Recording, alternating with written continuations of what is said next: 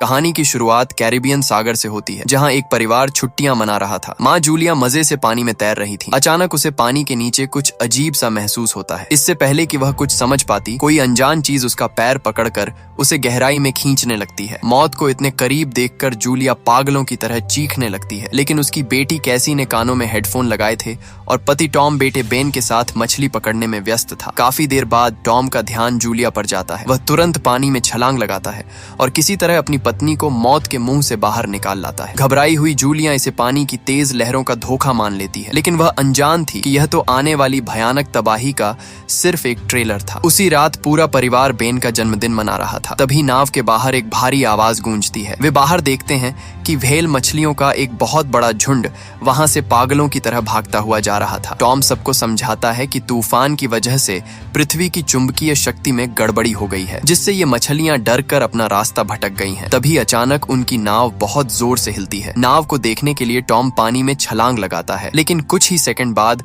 वह बुरी तरह डरा हुआ पानी से बाहर निकलता है। उसके कंधे पर एक गहरा घाव था। वह घबराते हुए बताता है कि पानी के अंदर कोई खतरनाक चीज उसके पास से गुजरी थी। उसी चीज से अपनी जान बचाते हुए वह नाव के पंखे से टकरा गया था। अब उनकी नाव बुरी तरह खराब हो चुकी थी। फोन और रेडियो के सिग्नल गायब थे और नाव का इंजन भी पूरी तरह से बंद पड़ चुका था। टॉम परिवार को दिलासा देता है कि उनके पास 4 दिन का खाना पानी है, लेकिन तभी मशीन पर कुछ अजीब सी हलचल होती है। वे सब भागकर बाहर आते हैं और आसमान का नजारा देखकर उनके होश उड़ जाते हैं। आसमान से आग के बड़े बड़े गोले सीधे समंदर में गिर रहे थे। टॉम ध्यान से देखता है और बताता है कि वो टूटते तारे नहीं, बल्कि अंतरिक्ष से गिर रही खराब सैटेलाइट हैं। तभी आग का एक बहुत बड़ा गोला बिल्कुल उनके करीब पानी में गिरता है। टॉम घबराकर नाव का इंजन चालू करने की कोशिश करता है, लेकिन बेन देखता है कि इंजन पहले ही जलकर राख हो चुका था। इतने में नाव बहुत जोर से हिलती है और बेन गिरकर घायल हो जाता है। टॉम किसी तरह भागकर सबके लिए जान बचाने वाली जैकेट लेकर आता है, पर तभी अचानक नाव की सारी बिजली चली जाती है और वहां अंधेरा छा जाता है। टॉम तुरंत इमरजेंसी लाइट चालू करता है, लेकिन तब तक हालात पूरी तरह बिगड़ चुके थे। जूलिया की नाक से अचानक खून बहने लगता है और कैसी उल्टियां करने लगती हैं। पृथ्वी की चुंबकीय शक्ति के पलटने का असर अब उनके शरीरों पर साफ दिखने लगा था। बाहर हवा इतनी खूंखार हो जाती है कि नाव की कांच की खिड़कियां पल भर में चकनाचूर हो जाती हैं। मौत सामने खड़ी थी और टॉम अपनी और परिवार की जान बचाने की एक आखिरी उम्मीद में आसमान की तरफ फ्लेयर चला देता है। अगली सुबह जब परिवार को होश आता है तो वे देखते हैं कि वे उस भयानक तूफान से जिंदा बच गए हैं। उनकी नाव पूरी तरह से टूट चुकी थी, लेकिन बाहर का नजारा देखकर उनके पैरों तले जमीन खिसक जाती है। अब वे किसी पानी वाले समंदर में नहीं थे। दुनिया का सारा पानी किसी जादू की तरह गायब हो चुका था और उनकी नाव अब एक सूखे और अनजान रेगिस्तान पर फंसी हुई थी। यह सब देखकर पूरा परिवार सुन्न रह जाता है। कैसी फोन में नेटवर्क ढूंढती है, पर उसे कुछ नहीं मिलता। टॉम कंपास चेक करता है और उसके होश उड़ जाते हैं। वह बताता है कि पृथ्वी की दिशाएं पूरी तरह से उल्टी हो चुकी हैं। उधर जूलिया और टॉम बचे हुए खाने और पानी की गिनती करते हैं। बेन मदद की उम्मीद में अपने जन्मदिन के गुब्बारे एक ऊंचे पत्थर से बांध देता है, ताकि अगर कोई वहां से गुजरे तो उन्हें देख सके। तभी टॉम को रेडियो पर एक पनडुब्बी के कैप्टन की आवाज सुनाई देती है। कैप्टन की पनडुब्बी भी इसी तरह सूखी जमीन पर फंस गई थी। कैप्टन बताता है कि दिशाएं पलटने की वजह से सारा पानी पीछे हट गया है, लेकिन जमीन बार बार हिल रही है। इसका मतलब था कि दिशाएं फिर से अपनी पुरानी जगह पर लौटेंगी और कुछ ही दिनों में समंदर का सारा पानी एक साथ वापस आ जाएगा। जब ऐसा होगा तो भयानक लहरें सब कुछ हमेशा के लिए तबाह कर देंगी। कैप्टन उन्हें तुरंत किसी ऊंची जगह पर पहुंचने को कहता है। पनडुब्बी में सिर्फ 3 लोगों के बैठने की जगह थी, इसलिए जूलिया और टॉम कैप्टन को मनाते हैं कि वह कम से कम उनके बच्चों को अपने साथ ले जाए। कैप्टन मान जाता है और उन्हें अपनी पनडुब्बी तक पहुंचने का रास्ता बता देता है। टॉम हिसाब लगाता है कि वहां तक पैदल पहुंचने में 2-3 दिन लगेंगे। वह परिवार को आज रात आराम करने को कहता है, ताकि वे सुबह जल्दी अपना यह लंबा सफर शुरू कर सकें। अगली सुबह जब परिवार वहां से जाने की तैयारी कर रहा था, तभी टॉम को दूर कुछ हिलता हुआ दिखाई देता है। वह एक लंगड़ाता हुआ आदमी था, जिसके हाथ में एक भाला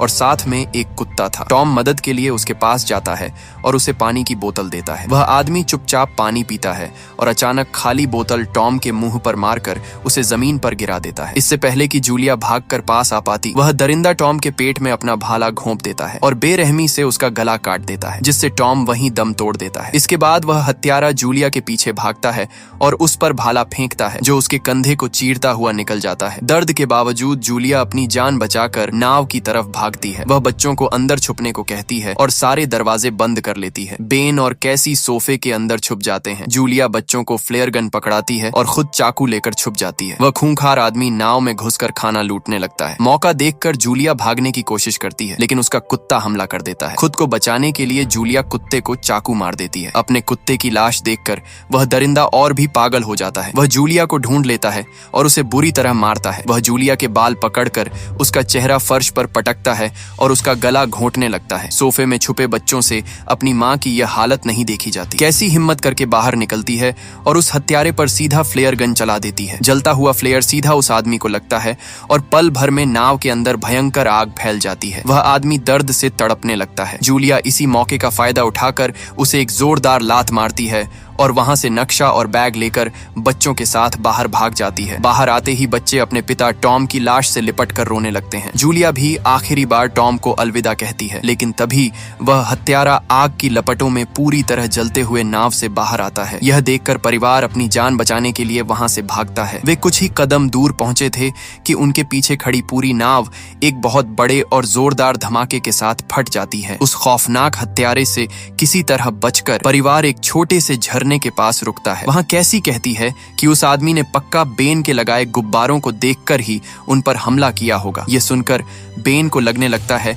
कि उसके पिता की मौत उसी की वजह से हुई है। जूलिया उसे प्यार से समझाती है कि इसमें उसकी कोई गलती नहीं थी, लेकिन उन्हें वहां आराम करने का वक्त नहीं मिलता, क्योंकि वह हत्यारा अभी भी उनका पीछा कर रहा था। वे अपनी जान बचाने के लिए फिर से आगे भागने लगते हैं। रास्ते का नजारा बहुत डरावना था। उन्हें हर तरफ जहरीला कचरा और समंदर के बड़े बड़े मरे हुए जानवर मिलते हैं, जो अब बुरी तरह सड़ने लगे थे। लगातार चलने और गर्मी की वजह से बेन पानी की कमी से बेहोश होने लगता है। जूलिया जब पानी पीने के लिए बोतल उठाती है तो देखती है कि वह पूरी तरह खाली थी। कैसी ने गलती से ढक्कन सही से बंद नहीं किया था और सारा पानी गिर चुका था। प्यास से मौत को सामने देखकर उनके बीच एक लंबी बहस हो जाती है, लेकिन हार मानने के बजाय वे अपनी बची खुची हिम्मत जुटाकर फिर से आगे बढ़ते हैं। रात होने पर उन्हें रास्ते में एक टूटा हुआ हवाई जहाज मिलता है, जिसके अंदर वे रात गुजारने का फैसला करते हैं। वहां जूलिया को टॉम की जैकेट में उनकी एक पुरानी तस्वीर मिलती है और वह बच्चों को टॉम से अपनी पहली मुलाकात की कहानी सुनाने लगती है। लेकिन सन्नाटे के बीच आधी रात को जब कैसी बाहर जाती है तो वही खूंखार आदमी उसे पीछे से दबोच लेता है। इससे पहले कि वह कैसी को मार पाता, जूलिया उस पर टूट पड़ती है। अपने पति की मौत का बदला लेने और बच्चों को बचाने के लिए वह पागलों की तरह उस आदमी को बार बार चाकू मारती है और उसे वहीं खत्म कर देती है। अगली सुबह उस हत्यारे की लाश मक्खियों से ढकी हुई थी और उसके शरीर पर जानवरों के काटने के बहुत सारे निशान थे। परिवार वहां से आगे बढ़ जाता है, लेकिन उनके जाते ही उस मरे हुए आदमी के मुंह से अजीब और डरावने केकड़े बाहर निकलने लगते हैं। कुछ घंटे इस सूखे नर्क में चलने के बाद जूलिया और कैसी रास्ता देखने के लिए रुकती है, लेकिन प्यास से तड़पता हुआ बेन बिना रुके बस आगे बढ़ता रहता है। तभी बेन को सामने एक तालाब दिखता है और वह पागलों की तरह उसमें अपना मुंह डाल देता है। जूलिया चिल्लाकर तुरंत उसे पीछे खींचती है और समझाती है कि यह सड़ता हुआ पानी उसकी जान ले सकता है। बहुत तेज धूप और प्यास उनके शरीर को तोड़ रही थी। बेन को चक्कर आने लगते हैं। तभी उन्हें रास्ते में कुछ पुरानी कुर्सियां मिलती हैं, जिनसे जूलिया और कैसी धूप से बचने के लिए एक छत बनाती हैं। जूलिया बेन को दवा का इंजेक्शन देती है और वे सब वहीं रात गुजारने का फैसला करते हैं। अगली सुबह जूलिया की आंख एक अजीब सी आवाज से खुलती है। वह बाहर निकलकर देखती है और डर के मारे सुन्न रह जाती है। केकड़ों का एक बहुत बड़ा और डरावना झुंड उनकी तरफ बढ़ रहा था। जूलिया भागकर बच्चों को जगाती है और वे सब अपनी जान बचाने के लिए भागने लगते हैं। सामने उन्हें एक बहुत बड़ा कार्गो जहाज दिखाई देता है, जहां 3 लोग पहले से मौजूद थे। उनमें से एक औरत इनकी मदद करना चाहती थी, पर बाकी दोनों आदमी साफ मना कर देते हैं और खुद को लोहे के एक बड़े डिब्बे में बंद कर लेते हैं। केकड़ों का वह झुंड अब उनके बिल्कुल करीब पहुंच चुका था। जूलिया जल्दी से बच्चों को उस डिब्बे के ऊपर चढ़ाती है, पर जब वह खुद चढ़ने लगती है तो केकड़ों का झुंड उस पर झपट पड़ता है और बेरहमी से उसका पैर काटने लगता है। इससे पहले कि वे जूलिया को नीचे खींच लें, बच्चे अपनी पूरी ताकत लगाकर अपनी माँ को ऊपर खींच लेते हैं। उस डिब्बे में एक छेद था, जिससे बहुत सारे केकड़े केकड़े अंदर घुस जाते हैं। अंदर मौजूद लोग गोलियां चलाते हैं, लेकिन केकड़े इतने ज्यादा थे कि वे पल भर में उन तीनों को जिंदा खा जाते हैं। जूलिया अपने खून से भरे पैर पर पट्टी बांधती है और दर्द के मारे वहीं बेहोश हो जाती है। जब जूलिया को होश आता है तो वह देखती है कि चारों तरफ रेत का तूफान चल रहा है, लेकिन वहां उसके बच्चे नहीं थे। जूलिया घबराकर कंटेनर से नीचे उतरती है और उस मरी हुई औरत की बंदूक उठा लेती है। जूलिया की आवाज सुनकर कैसी और बेन वहां वापस आ जाते हैं। कैसी बताती है कि वे मदद ढूंढने गए थे। उस तूफान से बचने के लिए वे तीनों एक खुले कंटेनर में छिप जाते हैं। खून को बहने से रोकने के लिए जूलिया टॉम के लाइटर से अपने गहरे घाव को जलाती है। यह दर्द इतना भयानक था कि जूलिया की रूह कंपा देने वाली चीख निकल जाती है। तूफान रुकने के बाद उन्हें एक दूसरे कंटेनर में पीने का पानी और एक रेडियो मिलता है। जूलिया तुरंत उस रेडियो से कैप्टन को कॉल करती है। कैप्टन बताता है कि खुली हवा की ऑक्सीजन ने पाताल के इन केकड़ों को पूरी तरह पागल कर दिया है, और सबसे डरावनी खबर यह थी कि समंदर का सारा पानी अब उम्मीद से बहुत पहले ही वापस आने वाला है। उनके पास बचने के लिए सिर्फ कुछ ही घंटे बचे हैं। कैप्टन अपनी जगह बताने के लिए दूर से आसमान में एक फ्लेयर चलाता है, जिसे देखकर परिवार तुरंत पनडुब्बी की तरफ भागने लगता है। पनडुब्बी अब उनके बिल्कुल सामने थी, लेकिन वहां तक पहुंचने के लिए उन्हें एक बहुत बड़ी चट्टान पार करनी थी। जैसे ही वे आगे बढ़ते हैं, अचानक एक भयानक भूकंप आता है और ऊपर से भारी चट्टानें गिरने लगती हैं। जूलिया फुर्ती से अपने बच्चों को धक्का देकर बचा लेती है, पर खुद दबने से बचने के लिए पीछे हट जाती है। अब जूलिया और उसके बच्चों के बीच गिरी हुई चट्टानों की एक बहुत बड़ी दीवार खड़ी हो चुकी थी। जूलिया रोते हुए बच्चों से कहती है